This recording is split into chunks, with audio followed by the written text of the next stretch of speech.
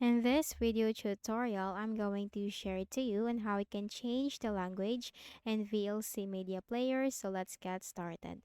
Go ahead and go on the search bar and simply type VLC.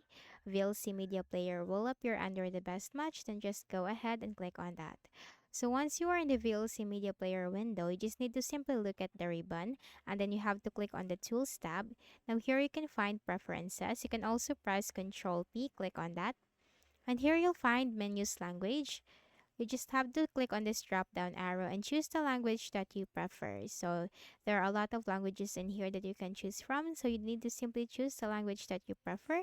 It's up to you. So let me just go with American English. And then you have to simply click on save.